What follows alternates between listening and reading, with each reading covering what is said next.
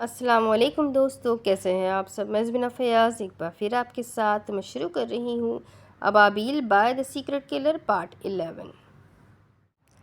آج ایک مرتبہ وہ پھر میلیسا کے مینٹل ہیلتھ کلینک میں موجود تھی۔ اس کا آنے کا ارادہ تو نہیں تھا، لیکن وہ میلیسا سے کچھ ڈسکس کرنا چاہتی تھی۔ آج اس کا چہرہ پہلے وزٹ کی نسبت تر و تازہ تھا۔ وہ سارا دن بزی رہتی اور رات کو کچھ بھی فضول سوچنے کے بجائے وہ عشاء پڑھ کر سو جایا کرتی تھی۔ بالوں کو سیاہ رنگ کی اونچی پونی ٹیل میں باندھ رکھا تھا اور سفید شرٹ کے ساتھ سیاہ پینٹ پہنے وہ اچھی لگ رہی تھی۔ سفید اسکارف اور کالا کوٹ پاس ہی صوفے پر دھرا ہوا تھا۔ تمہیں معلوم ہے جس حلیل سعدی کا کیس میں دیکھ رہی ہوں وہ کون ہے؟ سسلی اور ترکیہ کا ظالم مافیا، تم نے یہی بتایا اور یہی مشہور ہے ہر جگہ۔ میلیسا جو اس کے ساتھ ہی صوفے پر بیٹھی ہوئی تھی، سبز بلاؤز اور گرے پینٹ پہنے خوبصورت لگ رہی تھی۔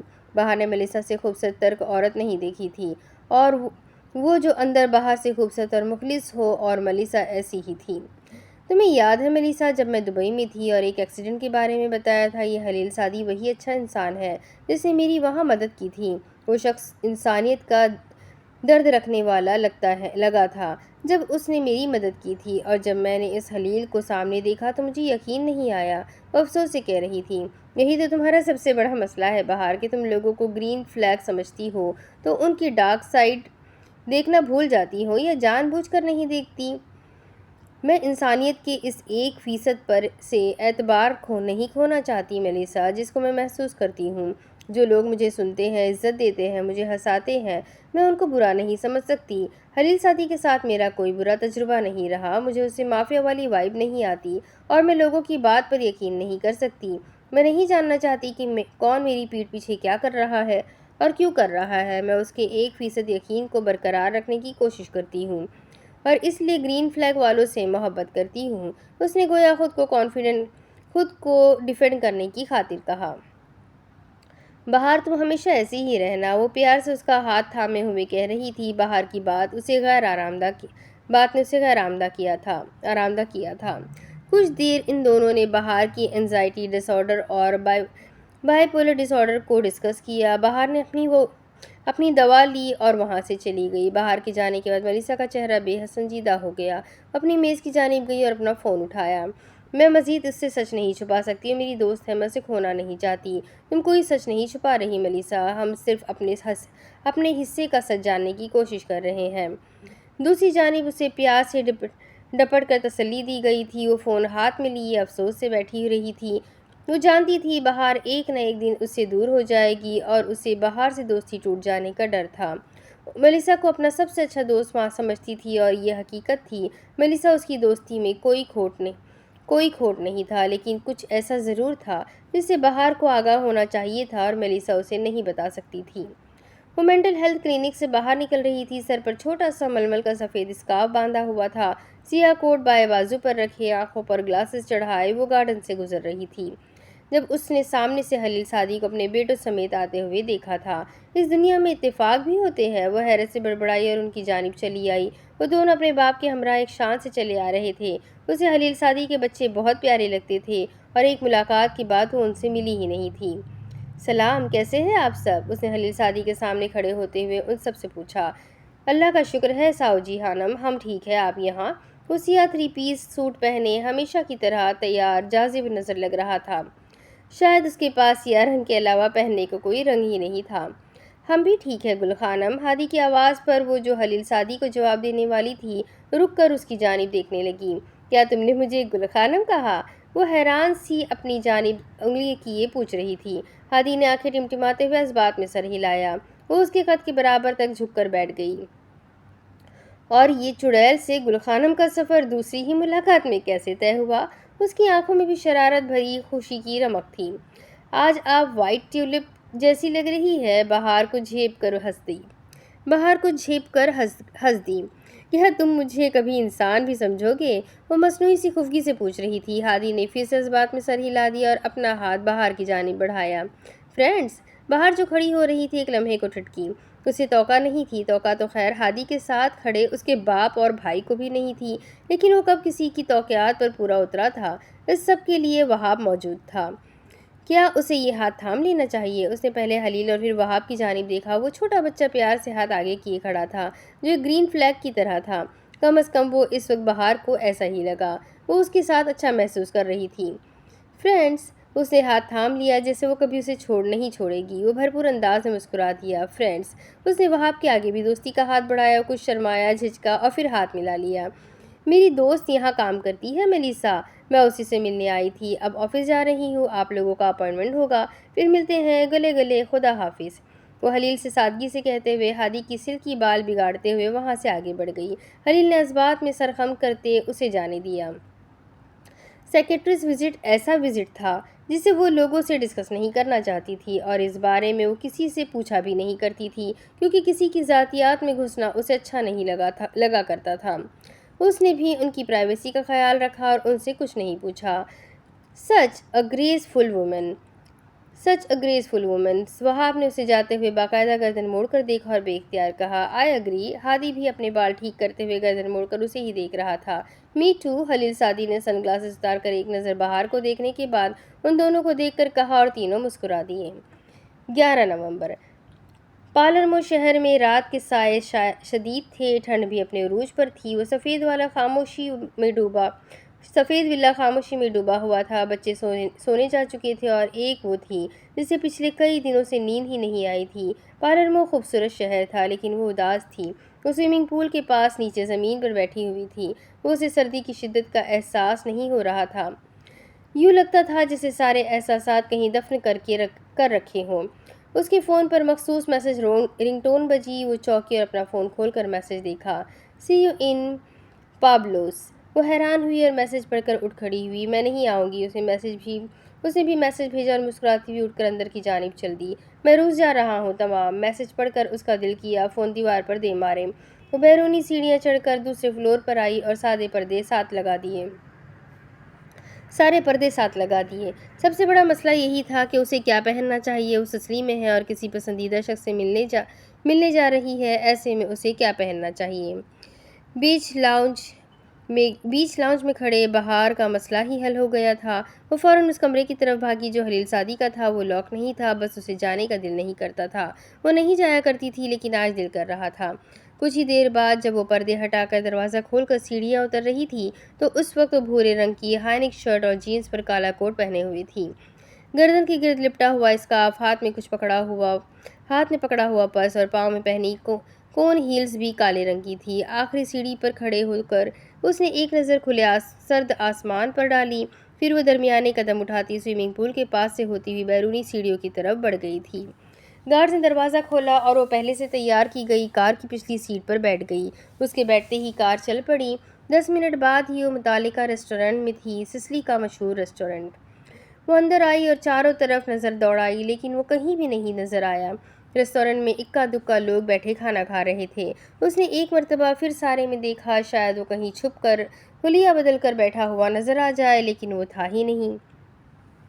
کیا اس نے مذاق کیا تھا؟ ہاں، ایسا گھٹیا مذاق وہ معاف نہیں کرے گی۔ دھوکے باز آدمی۔ غصے سے بڑبڑاتی ایک میز پر بیٹھ گئی۔ دل کر رہا تھا اسے اتنی گالیاں نکالے جتنی نکال سکتی ہے۔ ایک مرتبہ منع کر کے یہاں آنے کی ضرورت ہی کیا تھی بہار؟ وہ خود کو ہی کوسنے لگی۔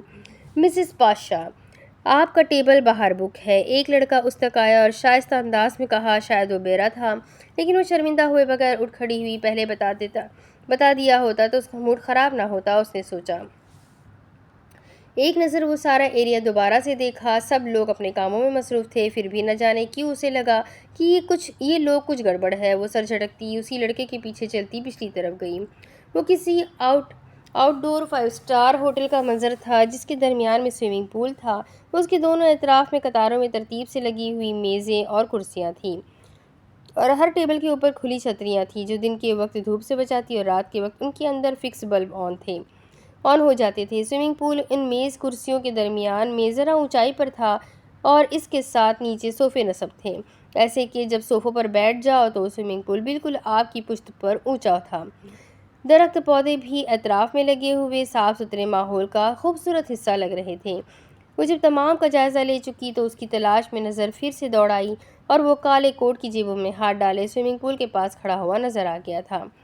وہ میانہ چال چلتی 4 स्टेप सीढ़ियाँ चढ़ती उसके बराबर जाकर खड़ी हो गई। स्विमिंग पूल का नीला पानी उन दोनों को देखकर मुस्कुराया। दोनों एक सी हाइट के लग रहे थे, शायद बहार चंद इंच छोटी हो। खलील सादी ने नज़र मोड़कर इस्तकबालिया मुस्कुराहट से उसे देखा, लेकिन वो मुस्कुराहट पल भर में हैरत में बदल गई और फिर वो ठहर गया।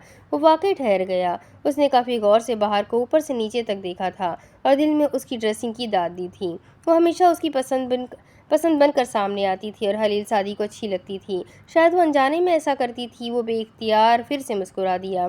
बाहर ने उसकी मुस्कुराहट को तंज समझा और फ़ौरन संजीदा हो गई और सामने देखने लगी। मुझे यहाँ क्यों बुलाया? अब वो खलील की तरफ नहीं देख रही थी। वही अपना अज़ली अजनबी अंदाज़ अपना लिया था, जैसे उसे जानती ही ना हो। खलील सादी का चेहरा भी संजीदा हुआ था, लेकिन वो कम से कम आज उसे नाराज़ नहीं करना चाहता था। माफिया को दुनिया बहुत ताकतवर समझती है, जालिम और बेहिस भी समझती है, लेकिन माफिया को जितना ताकतवर, दौलतमंद और जालिम समझा जाता है ना बाहर। उसने ज़रा तौक़ुफ़ किया और फिर से उसे देखा, जो उलझे हुए अंदाज में उसे देख रही थी। वो क्या कह रहा है? वो उससे भी ज़्यादा ताकतवर, दौलतमंद और जालिम होते हैं। वो गहरा सांस लेकर रह गई। उस जैसे इंसान से अच्छी गुफ्तगू की तौक़ा रखना ही बेकार था। वही बेवकूफ़ थी जो किसी कैंडल लाइट रोमांटिक डिनर का सोच कर आई थी, लेकिन खैर वो ऐसी उम्मीद कर भी किससे रही थी। अपनी सोच पर ही 100 मरतबा लानत भेजने का दिल किया। खलील ने उसे नीचे चलने का इशारा किया तो वो वापस सीढ़ियों की तरफ बढ़ गई। हील्स की टक-टक सारे माहौल में कोई साज सा पैदा कर रही थी। वो हील्स की वजह से आहिस्ता चल रही थी।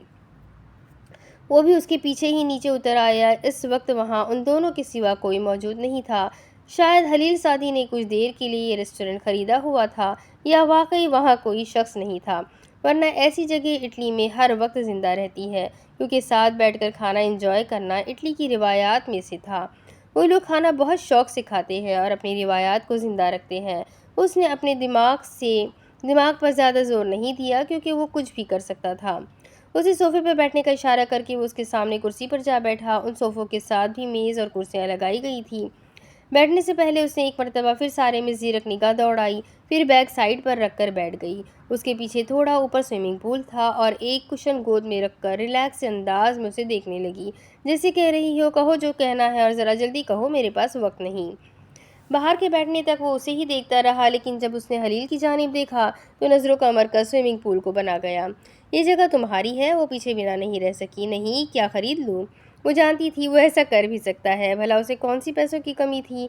खूब हराम कमाता, लगाता और खाता होगा। मैंने ऐसा नहीं कहा। खैर, मुझे क्यों बुलाया? फिर संजीदगी से बोली। जानती थी खलील सादी इतना अच्छा नहीं है कि उसे डिनर के लिए ही बुलाया हो, लेकिन क्या खबर उसने डिनर के लिए बुलाया हो। कुछ देर खुश फहम होने में क्या जाता है बहार? तुम्हारे पास कपड़े नहीं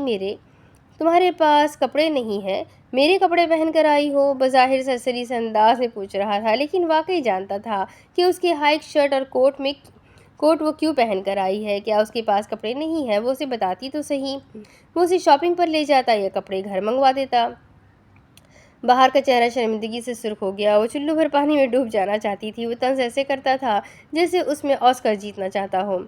मैंने ये सोचकर पहन लिए कि तुमसे जुड़ी हर शय को तबाह कर जाओ। अब जाहिर है तुम ये कपड़े दोबारा इस्तेमाल नहीं करोगे, है ना? अंदर से जल भुन जाने वाली बहार ने जवाब टुक्के का दिया था। वो उसी तरह बेतासुर बैठा रहा। शुरुआत अच्छी है बहार, लेकिन तुम्हें मुझसे नफ़रत करने की ज़रूरत नहीं है। मैं बुरा इंसान नहीं हूँ, खलील ने बेहद सादगी से कहा, जैसे उसे यकीन दिलाना चाहता हो कि वाकई बुरा इंसान नहीं है। एक लम्हे के लिए बहार ने यकीन भी कर लिया कि वो बुरा इंसान नहीं है, और अगले ही लम्हे उसका कहकहा सारे में कौस क़ज़ा के रंग बिखेर गया। खलील ने क्या हुआ वाले अंदाज में आइब्रो उचकाई, लेकिन वो हंसती जा रही थी। खलील थोड़ा गड़बड़ाया और एहतियातन इर्द गिर्द भी देखा। अब ऐसा भी क्या कह दिया? वो तो बस वहाब और हादी के साथ रहने के लिए उसे मनाना चाहता था, लेकिन एक मिनट, क्या उसने कुछ गलत बोल दिया?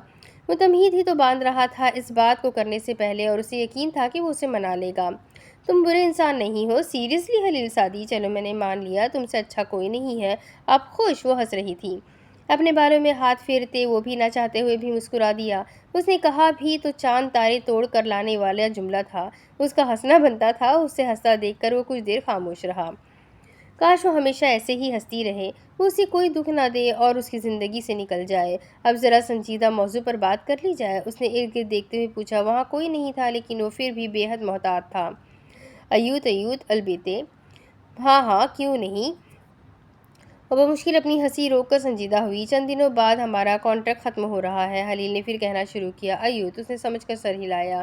وہ پوری بات تو سن لو۔ وہ جھنجھلایا، لیکن اپنی جھنجھلاہٹ فی الحال اس کے سامنے ظاہر نہ کی۔ کیا تم واقعی شادی ختم کرنا چاہتی ہو ایوت؟ اس نے بغیر کسی ششپنج کے کہا۔ اس کا موڈ بہتر ہو گیا تھا۔ وہاب اور ہادی کا بھی نہیں سوچو گی؟ اس نے پھر پوچھا۔ وہ صرف ایک لمحے کے لیے چونکی تھی، لیکن بے خوف ہو کر اگلے ہی لمحے اس نے کہا، اصلا کبھی نہیں۔ اتنی خود غرض ہو؟ خلیل کو دکھ ہوا یا نہیں، لیکن اس کے چہرے پر افسوس ظاہر ہوا، جو نہ جانے کیوں بہار کو اچھا نہیں لگا۔ خود غرض تو نہیں ہوں، بس اپنی زندگی جینا چاہتی ہوں، اس نے شانے اچکا کر کہا۔ تمام، تمہیں طلاق کے کاغذات مل جائیں گے 22 دن بعد۔ اس نے زبردستی مسکرا کر تصحیح کی۔ ہاں 22 دن بعد۔ وہ بھی پھیکا سا مسکرایا۔ تمہیں دکھ نہیں ہوگا؟ بہار نے اس بے مروت انسان کو دیکھا۔ جھوٹے منہ ہی کہہ دیتا کہ میرے لیے رک جاؤ، اصلا بچوں کے لیے نئی ماں کا انتظام کرنا ہوگا، میں کر لوں گا، اس نے بے نیازی سے شانے اچکا کر کہا۔ وہ اندر تک سلگ گئی، سارا موڈ غارت ہو گیا۔ ظاہر ہے امریکہ اور اٹلی جیسے شہروں میں رہتے ہوئے ایک قدامت پسند بیوی کس کو پسند ہوتی ہے؟ اچھا فیصلہ کیا ہے تم نے، لیزا جیسی ہی کوئی امریکن تلاش کرنا، بلکہ میں تو کہتی ہوں اپنے دونوں بیٹوں کو بھی ازمیر سے نکال کر امریکہ اور یورپ میں رکھو، جلدی ہی اس معاشرے کا حصہ بن جائیں گے۔ اچھا ہی ہوگا جب وہ بھی اپنے باپ کے نقش قدم پر چلیں گے۔ فی الحال ان کا باپ تمہارا بھی کچھ لگتا ہے؟ وہ اسے غصہ دلانے سے باز نہیں آیا۔ ویٹر آیا اور ان دونوں کے سامنے جوس کے گلاس رکھ کر چلا گیا۔ ان کا باپ میرا کچھ نہیں لگتا، اینڈ یو نو واٹ، تم جیسوں کو لیزا جیسی لڑکیاں ہی سوٹ کرتی ہیں، دھوکے باز اور بے شرم۔ وہ واقعی غصے میں تھی۔ کیا ضرورت تھی پہلے بکواس کرنے کی؟ وہ خود کو ہی کوسنے لگا۔ وہ مر گئی ہے بہار، بہتر ہے اس کے بارے میں ہم بات نہ کریں۔ اچھا ہی ہوا مر گئی، وہ جلے بھلے انداز میں بولی۔ بہار، وہ مدھم آواز میں اسے تنبیہ کر رہا تھا۔ بہار نے وہ چیخ کر بولتے ہوئے اٹھ کھڑی ہوئی۔ خلیل نے حیرت سے اسے دیکھا اور وہ اس کی مری ہوئی بیوی سے جیلس ہو رہی تھی۔ اچھا ہی ہوا وہاں کوئی نہیں تھا، ورنہ اپنے گاڈ فادر کی بیوی سے ہونے والی عزت افزائی کبھی بھول نہ پاتے۔ خلیل ساتھی جانتا تھا اسے موضوع سے کیسے ہٹانا ہے۔ اوہ سوری، میں نے تمہیں بتایا نہیں، دراصل تمہارا باپ روما میں گرفتار ہو گیا ہے۔ سسلی کے ایک بڑے ہونہار مافیا باس نے اسے پکڑوا دیا ہے، اور میرا نہیں خیال کہ DIA والے تمہارے باپ کو جلدی چھوڑیں گے۔ وہ بے یقینی سے اسے دیکھے گئی۔ تم جھوٹ بول رہے ہو؟ بے یقینی سے بے یقینی تھی۔ میں جھوٹ نہیں بولتا، مجھے تم پر یقین نہیں ہے، بے حد ناگواری سے کہا گیا۔ مت کرو یقین، میرا کام تمہیں انفارم کرنا تھا۔ قسم اٹھاؤ اعتماد نہیں تھا۔ یقین کرنا سیکھو ساو جی بہار۔ تم جھوٹ بول رہے ہو، میں یقین سے کہہ سکتی ہوں۔ وہ دونوں ہاتھ اٹھا کر پر یقین لہجے میں بولی۔ اللہ اللہ، یا اللہ اللہ، یا اللہ اللہ۔ ایک طرف مافیا باپ سے نفرت کرتی ہو اور دوسری طرف ہمیشہ اس کا دفاع کرتی ہو، ایسے کیسے چلے گا بہار؟ مجھ پر بھی کبھی یقین کر لیا کرو، تم ہمیشہ جھوٹ بولتے ہو۔ اب بھی کوئی نیا ڈرامہ ہوگا؟ تمہارے باپ والی عادت نہیں ہے مجھ میں، بہتر ہوگا اپنی حد میں رہو۔ سیریسلی؟ وہ حیران کن نظر سے اسے گھور کر رہ گیا۔ تمہیں تو میں دیکھ لوں گی، فی الحال تو اپنے باپ کی خیر مناؤ۔ یہاں فی الحال میرے علاوہ ایسا کوئی نہیں جو تمہاری مدد کرے جنم۔ آخری لفظ اس نے ایسے ہی چھیڑنے کو کہہ دیا، لیکن اس کا ری ایکشن کافی غلط آیا، کیونکہ غصہ نکالنے کو جب بہار کو کچھ نہ ملا تو اس نے خلیل پر جوس کا گلاس اٹھا کر گرا دیا۔ اللہ اللہ، یا اللہ اللہ، یا اللہ اللہ۔ اس اچانک حملے کے لیے تیار نہیں تھا، فوراً اٹھ کھڑا ہوا۔ وہ دوسرا گلاس بھی اٹھا چکی تو وہ اس کی پہنچ سے دور ہوا، بہت دور۔ تمام بہار، تمہیں غصہ آ رہا ہے؟ ہم باہر چلتے ہیں، کسی کی بھی گاڑی توڑ ڈالو، کوئی کچھ نہیں کہے گا، اپنا شہر ہے، لیکن اس سردی میں ٹھنڈے جوس سے مت نہلاؤ۔ تم یہ جوس پیو، دماغ ٹھنڈا ہوگا اور حل سوچنے میں آسانی ہوگی۔ میں یہ صاف کر کے آتا ہوں۔ اس نے پہلے اپنی کن پٹی کی جانب اشارہ کیا، پھر اپنے کپڑوں کی طرف اشارہ کرتے ہوئے جلدی سے کہا۔ بے اختیار لبوں پر آنے والی مسکراہٹ کو بڑی مشکل سے روکا ہوا تھا۔ میں تمہیں زندہ نہیں چھوڑوں گی، وہ سرخ چہرہ لیے بے بسی سے بولی تو دلکشی سے ہنسا۔ جوس پیو، وہ گلاس کی طرف اشارہ کر کے مڑ گیا۔ اللہ اللہ، یا اللہ اللہ۔ بہار سن سکتی تھی، وہ ابھی تک بڑبڑا رہا تھا۔ 11 نومبر، چند گھنٹے قبل، وہ کالی سلیو لیس شرٹ اور ٹراؤزر میں ملبوس ٹریڈ مل پر دوڑ رہا تھا جب اس کا فون تھر تھرایا۔ اس نے مشین بند کی اور فون کی طرف بڑھا جو کمرے کے کونے پر رکھے میز پر رکھا ہوا تھا۔ وہ عام آدمی نہیں تھا اور اسی لیے اسے آنے والی فون کالز بھی عام نہیں تھیں۔ اسکرین پر نظر پڑی تو بڑے حرف میں نائنٹل فاکس لکھا جگمگا رہا تھا۔ اس کا دل کیا کہ کال نہ اٹھائے، کیونکہ جس جلے ہوئے انداز میں بات کرتا تھا، لیام کو اس سے بات کرنے کا دل نہیں کرتا تھا۔ عجیب سا آدمی تھا، خود کو گویا خلیل سعدی کا بھائی سمجھتا تھا جو اس کے نام پر اتراتا پھرتا تھا۔ لیکن یہ بھی حقیقت تھی کہ مافیا کے ساتھ دوستی انسان کو عام سے خاص بنا دیتی ہے، اور ان کے ساتھ دشمنی آپ کو سیدھا اوپر پہنچا دیتی ہے۔ احمد کی 5 انگلیاں فی الحال پوری طرح سے گھی میں تھی۔ لیام کو خلیل سعدی کے ساتھ ساتھ اس کے برے وقت کا بھی بے صبری سے انتظار تھا۔ اس نے کال آنسر کر دی کہ کہیں کل رات کے مطالبے کو خلیل سعدی نے ٹھکرا نہ دیا ہو۔ کال ریسیو کرنا بہتر آپشن تھا۔ کان کھول کر سن لو لیام جان، بڑے کام کی خبر ہے، احمد نے خبری والے انداز میں کہا۔ اس کا لہجہ بے حد دوستانہ تھا۔ وہ حیران ہوا۔ سن رہا ہوں، اس کا لہجہ بیزار سا تھا۔ بہار خانم کے بارے میں خبر ہے؟ اب ایسے بدتمیزی سے بات کرو گے تو میں تھوڑی نہ بتاؤں گا۔ وہ پہلی بات پر چونکا اور دوسری بات پر چہرے پر پھر ناگواریت کے تاثرات ابھرے۔ احمد، اگر تمہارا وقت فالتو ہے تو ٹھیک ہے، ورنہ مجھے اور بھی کام ہے۔ کیا خبر ہے بہار کے بارے میں؟ فی الحال احمد کو ناراض کرنا فائدے میں نہیں تھا۔ اسے کاسٹ آف بینیفٹ کو ساتھ لے کر چلنا ہوتا تھا۔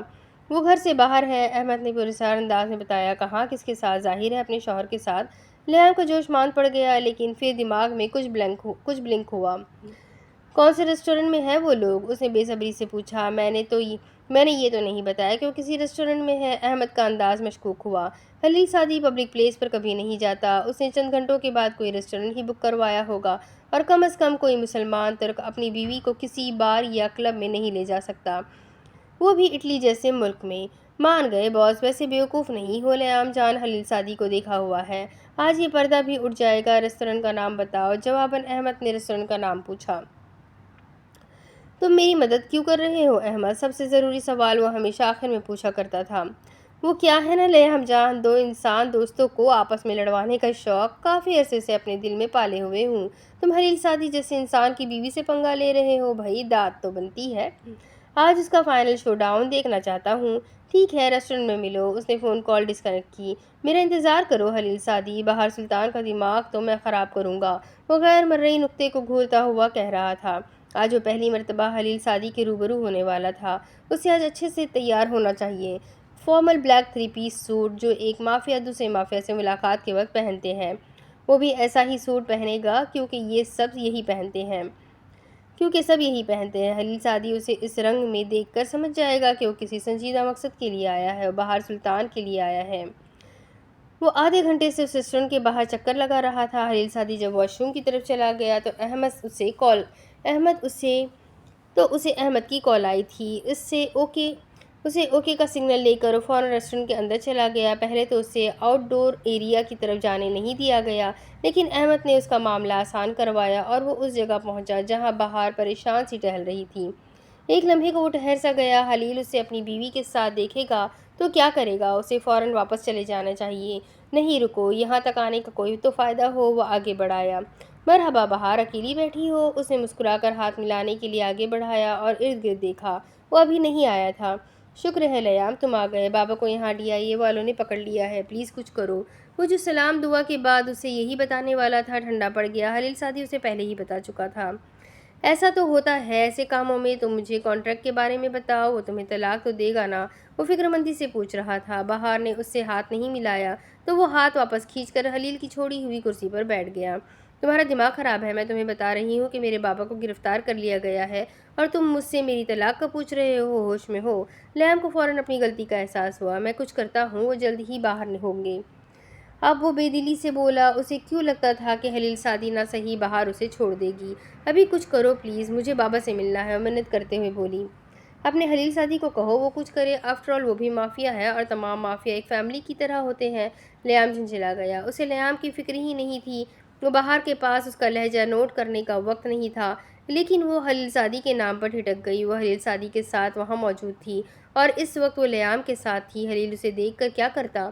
وہ لیام جان کو کم از کم اپنے سامنے مرا ہوا نہیں دیکھ سکتی تھی۔ بہار نے اس دروازے کی طرف دیکھا جہاں خلیل گیا تھا۔ اس نے تھوک نگلا۔ ٹھیک ہے، میں خلیل سے کہہ دوں گی، اب تم جاؤ یہاں سے۔ لیام نے حیرت سے اسے دیکھا۔ تم بدل گئی ہو بہار، وہ افسوس سے بولا۔ میں بدلی نہیں ہوں لیام، بس تمہیں اپنے سامنے قتل ہوتا ہوا نہیں دیکھنا چاہتی۔ اب جاؤ بھی یہاں سے، اس سے پہلے کہ وہ واپس آ جائے۔ وہ خوفزدہ ہوئی۔ تم مجھ سے اتنا ڈرتی ہو؟ وہ حیران ہوا۔ میں حلیل سے ڈرتی نہیں ہوں۔ اگر تم بیٹھے رہنا چاہتے ہو تو 2 منٹ مزید انتظار کر لو۔ وہ اپنی گن ہمیشہ اپنے ساتھ ہی رکھتا ہے۔ اس نے شانے اچکا کر کہا اور ٹیک لگا کر وہ پرسکون ہو کر بیٹھ گئی۔ اگر لیام نہیں جانا چاہتا تھا تو وہ اسے زبردستی نہیں بھیج سکتی تھی۔ اس نے ویسے بھی لیام کو وہاں آنے کا دعوت نامہ نہیں بھیجا تھا۔ تمام تم جلد اس سے طلاق لوگی اور پھر ہم شادی کریں گے، وہ کہتا ہوا اٹھ کھڑا ہوا اور اسے باور کروانا نہیں بھولا۔ کیوں؟ کیا تم نے بابا کے لیے کام کرنا چھوڑ دیا ہے؟ وہ بھی بہار تھی، اپنی کرنا جانتی تھی۔ ہم اس بارے میں بعد میں بات کریں گے، وہ کہہ کر وہاں سے چلا گیا تو بہار نے سکھ کا سانس لیا۔ شکر ہے حلیل نے اسے وہاں نہیں دیکھا تھا۔ لیام جان اندرونی حصے سے باہر کی طرف جا رہا تھا جب سامنے سے احمد آتا دکھائی دیا۔ دیکھ لیا حلیل سعدی کو؟ کیسی رہی ملاقات؟ مجھے حیرت ہے ابھی تک تم زندہ کیسے ہو؟ احمد نے بھرپور مذاق اڑانے والے انداز میں کہا۔ بہار نہیں چاہتی کہ میں اس کے سامنے جاؤں یا وہ ہمیں ساتھ دیکھے۔ مجھے بہت افسوس ہے کہ تم بہار کی وجہ سے حلیل سعدی سے نہیں مل سکے، پر کیا کرے، محبوب کا حکم بھی سر آنکھوں پر۔ احمد نے مصنوعی سا افسوس کیا۔ حلیل سعدی کا بہت جلد برا وقت شروع ہونے والا ہے، وہ ناگواری سے کہہ کر وہاں سے چلا گیا۔ مجھے بھی حلیل سعدی کے برے وقت کا انتظار ہے لیام جان۔ احمد اسے جاتے ہوئے دیکھتا رہا۔ اس کا چہرہ سنجیدہ ہو گیا، پھر وہ سر جھٹک کر کاؤنٹر کی جانب بڑھ گیا۔ دو پریمیوں کی خفیہ ملاقات کروانے کا بھی اپنا مزہ تھا۔ احمد نے اس ملاقات کو انجوائے کیا تھا۔ وہ اپنے بالوں میں ہاتھ پھیر کر انہیں سیٹ کرتا اور پھر ہاتھوں کو آپس میں مسلتا ہوا واپس اس کے سامنے آ کر بیٹھا جو چاکلیٹ آئس کریم کھا رہی تھی، کیونکہ حلیل سعدی نے تو اس سے کھانے کا بھی نہیں پوچھا تھا۔ اتنی ٹھنڈ میں آئس کریم؟ لگتا ہے دماغ کا بلب فیوز ہو گیا ہے، وہ سوچتا ہوا واپس اپنی کرسی پر آ کر بیٹھا۔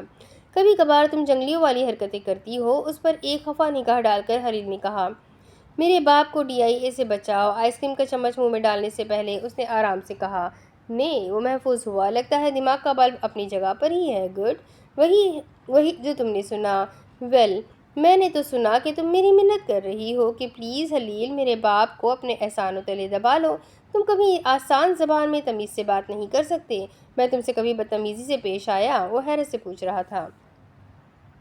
اطالوی پولیس سے میرے باپ کو رہا کرواؤ حلیل سعدی، وہ تحمل مزاج پروسیکیوٹر آئس کریم کپ کو ٹیبل پر پٹکتی غصے سے بولی۔ اس کا کوئی فائدہ نہیں ہے ساؤ جی، میں نے پہلے بھی ایک احسان کیا تھا تمہارے باپ پر تم سے شادی کر کے، جس کا مجھے بھاری نقصان اٹھانا پڑ رہا ہے۔ وہ آئس کریم کپ کو دیکھتے ہوئے سنجیدگی سے بولا۔ جھوٹ بولتے ہو تم، میں نے تمہارا کوئی نقصان نہیں کیا، اس نے لا علمی سے کہا۔ ہاں، حلیل سعدی سے شادی کے بعد اس کا بہت نقصان ہوا تھا۔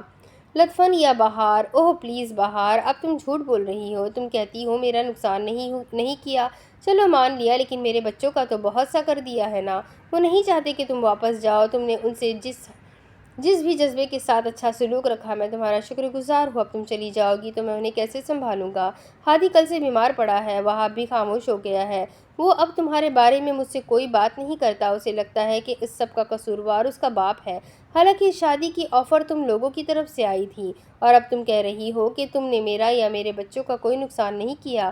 آفرین بہار سلطان، آفرین۔ وہ آخر میں تالی بجا کر اسے داد دے رہا تھا۔ اس سب میں میری غلطی نہیں ہے، جو بھی معاہدہ ہوا تھا وہ تمہارے اور بابا کے درمیان ہوا تھا، میں یہ شادی نہیں کرنا چاہتی تھی، بچوں سے محبت اپنے آپ ہو گئی، اس میں میرا قصور نہیں ہے، وہ آہستہ آواز میں بولی۔ اس نے واقعی ایک باپ کا نقصان کیا تھا۔ میں نے کب کہا کہ تمہارا قصور ہے؟ میں نے کہا کہ میں نے تمہارا نقصان کر دیا ہے، اس کو کیسے پورا کروں؟ وہ اس کی نیلی آنکھوں میں دیکھتے ہوئے پوچھ رہی تھی۔ حلیل سعدی نے ایک پل کے لیے بھی اپنی پلکیں نہیں جھپکائی، وہ اسے دیکھتا رہا۔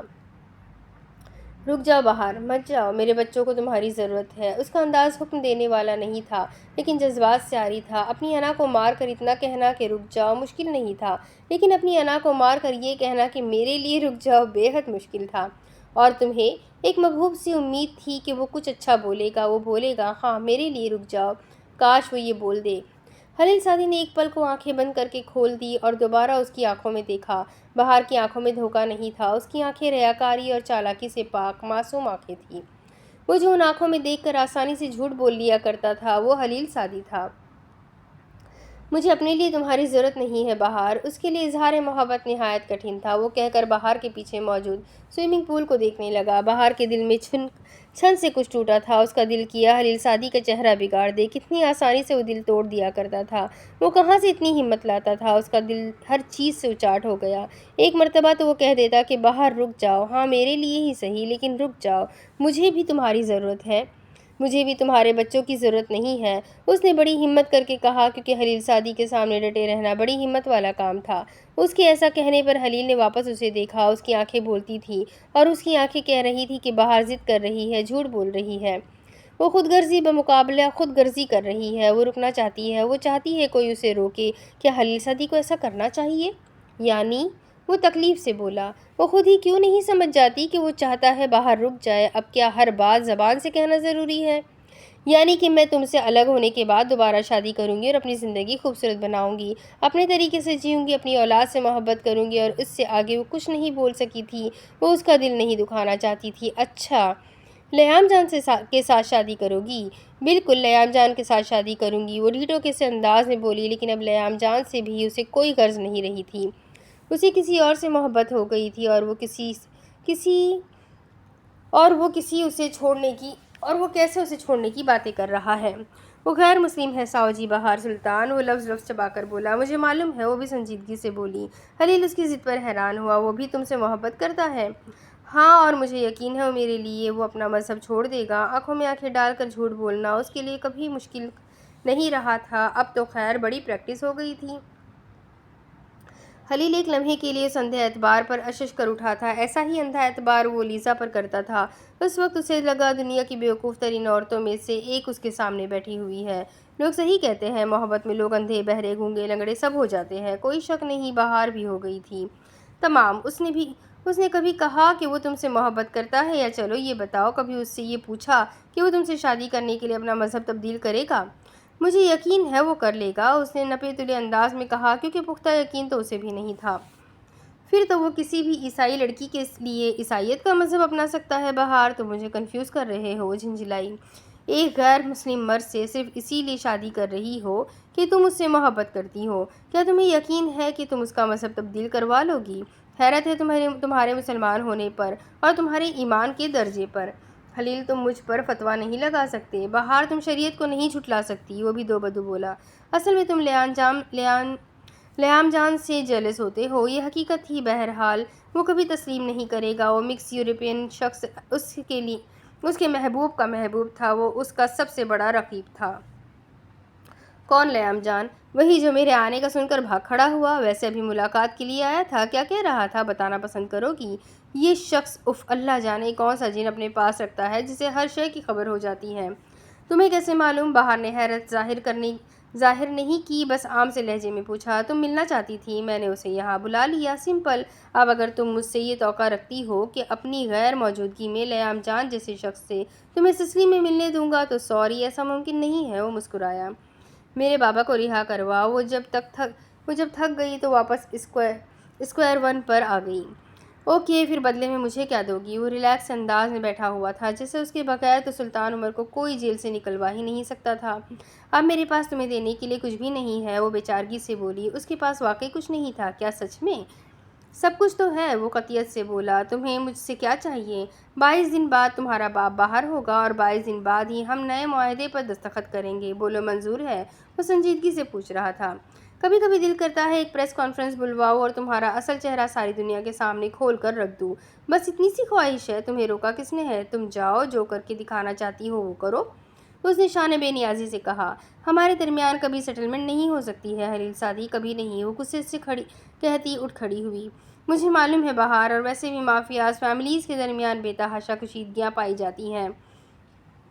ہمارے درمیان اس قدر اتحاد ہوتا نہیں ہے جتنا لوگ سمجھتے ہیں۔ چلو ان مافیاز فیملیز میں سے ایک فیملی ہماری بھی صحیح، مجھے تو یہ سب کول لگتا ہے۔